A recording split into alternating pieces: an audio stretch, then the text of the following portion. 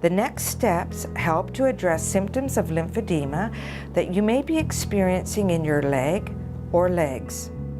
Before you massage your leg, you will massage your underarm nodes. This step prepares the lymph nodes in your underarm to take the fluid from your leg to those underarm nodes.